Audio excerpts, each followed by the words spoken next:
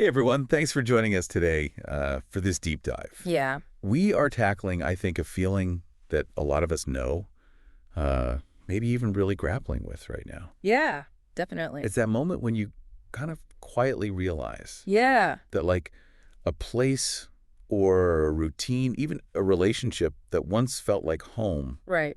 doesn't quite fit anymore. Exactly. Yeah. It's not working. It's not working. And the submissions we got from so many of you Uh-huh. on this topic were so thoughtful. Mm-hmm. And really what struck me was how many people pointed out that this experience of outgrowing Right. the familiar Yeah. isn't this like huge dramatic event. It's very subtle. It's way more internal and subtle. Exactly. It's not often like this big grand gesture, is it? Right. It's more this like gradual shift, Right. almost imperceptible. Yeah.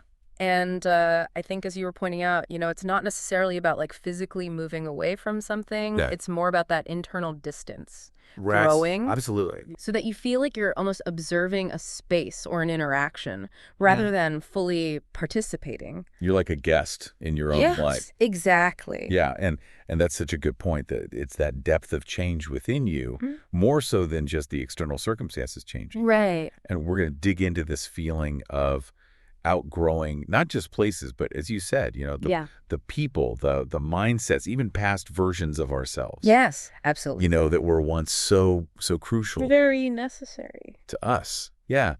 And what I thought was so fascinating and also came through in so many of the submissions was this idea that there's this real like emotional cocktail Yes. that comes with this sort of grief of growth. Mm-hmm. Right, the sadness of leaving behind what was, Yes. but also this kind of unique loneliness. Absolutely. As we're going through these transitions. Yeah, and it's complex too, right? Because Yeah. it can be so difficult Yes. to move on from what's familiar, even when it's no longer serving us. Right. It's interesting how that works. Yeah. So hopefully, as we explore some of these nuances together today, Yeah. you listening will get a better understanding of these like quiet departures. Yeah.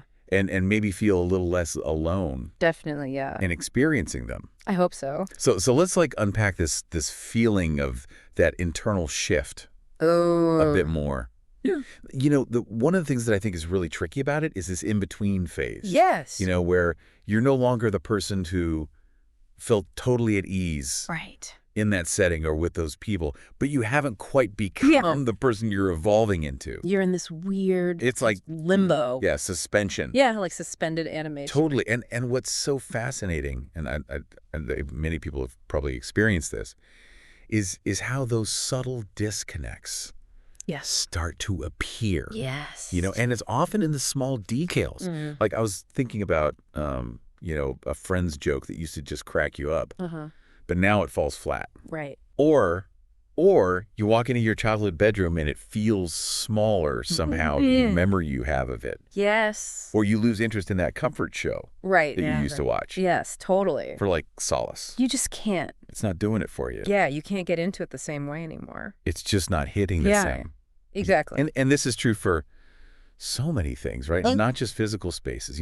We definitely outgrow relationships where the dynamic shifts and things feel strained. Right. But it's also, I think about like outgrowing old ways of thinking. Yeah. Like deeply ingrained beliefs about ourselves and the world that once felt so fundamental to who we were. Totally. And even, outgrowing past versions of ourselves that maybe helped us survive something really difficult. Yes. That's a good point. And there's this real bittersweet quality, I think, to acknowledging Absolutely. that shift. Yeah, because those past selves, those old mindset, they serve to function. Yeah. They were a strategy that we developed to understand and move through the world as we were experiencing it then. Right. So it's natural that letting go can feel unsettling. Right. Because you're acknowledging that what once felt like a very secure sense of self might not be necessary anymore. Yeah. Or in some cases, might actually be holding us back. Yeah. It's like shedding an old skin. It's a very vulnerable process. Yeah.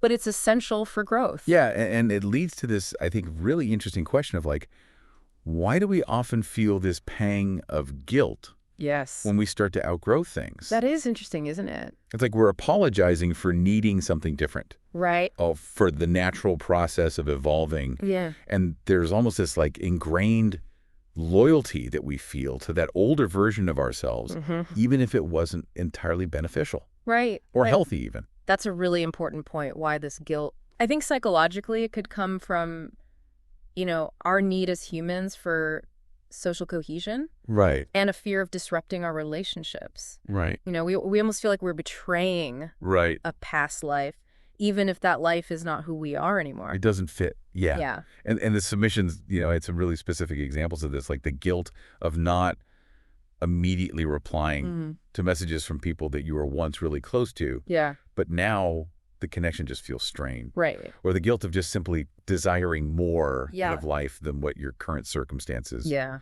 offer. And this one I thought was particularly poignant. Yeah. The guilt of recognizing that even like deep love and affection aren't always enough to maintain that feeling of home. Yeah. If other really fundamental needs aren't being met. And I think it's so important, as you're saying, to like reframe that guilt for yourself, because one of the things that really came through in what you shared is that guilt can actually be evidence of past care. Yes. Of genuine connection and investment. That's a good way to look at it.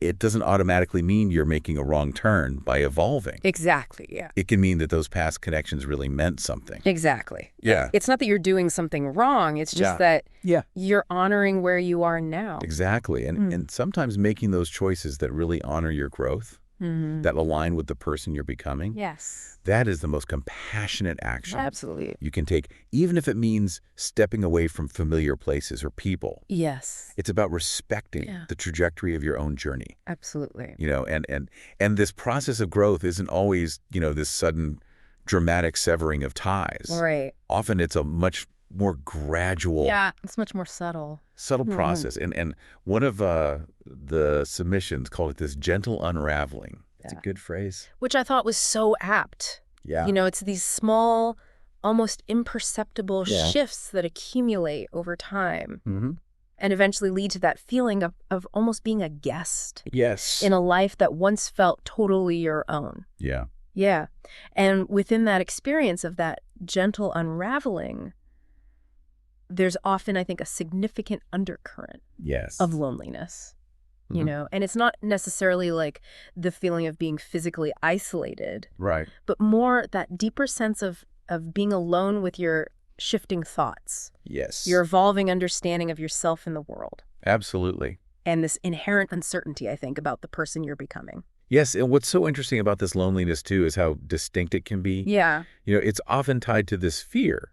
Yeah. That this emerging version of yourself might not be recognized or understood by the people who knew the quote-unquote old you. Yes. Yeah. It's very vulnerable to be in that in-between space. And there's a real sense of loss. Yes. Too, that I think accompanies this. You might find yourself missing people that you still care about, but the fundamental connection has shifted. Or feeling this like nostalgia for memories that are really intertwined with a past identity that, even if it was limiting in certain ways, still provided a sense of familiarity and comfort. Yeah, I mean, the material you sent me presents this loneliness not just as a negative consequence, but almost as like, an inevitable aspect of growth. Right. The cost of becoming, Right. You pay a price. You're navigating uncharted territory. Yeah. You might lose some of the familiar landmarks, some of the external validation that you're so used to, maybe even some of that, social noise that used to be there all the time. Yeah, that was part of your everyday life. Yeah, and it's in that quieter space that emerges as you shed those old layers. Yeah. It's in that silence that there's potential for something really profound to take root. Totally. It's an opportunity to connect with like your authentic self. Yeah. The honest, messy whole you, as opposed to a Right. carefully constructed identity. When you present to the world. Yeah, or even the one you're presenting to yourself. Yeah. Subconsciously. Absolutely. And that is the reframe, right? Yeah. To see that internal silence and that deeper connection with yourself, Mm-hmm. not as like a deficit or form of isolation to be avoided, Exactly. but as something that's really necessary Yeah. for self-discovery and growth. Yeah. So, as we're navigating this sometimes disorienting process of outgrowing, where do we find our footing? Right. Where do we find a sense of home then? Yeah. If it's not necessarily rooted in those old familiar places or with those same people, right. What does home even mean anymore? Yeah, this is where the definition of home really expands and becomes so much more encompassing. Right. It moves beyond, the physical structure that we inhabit. Right. And it includes, the people we connect with authentically, those moments of genuine connection and belonging. Yeah. And, crucially, this internal sense of freedom and acceptance. Yes. That feeling of being truly yourself without constraint. Total. And the very act of letting go. Yes. Of those outdated environments, those spaces, whether they're physical or relational, that no longer resonate with who you are. It creates not just a void, but like a fertile ground for new possibilities. Absolutely. Right? Space for new relationships that are more aligned with your current self, a deeper sense of inner peace that stems from that authenticity and the chance to explore new facets of your identity and dreams that really resonate with who you're becoming. Absolutely. But I think a lot of people, and maybe even you listening, feel that understandable fear of like, okay, what if I let go of this familiar sense of place,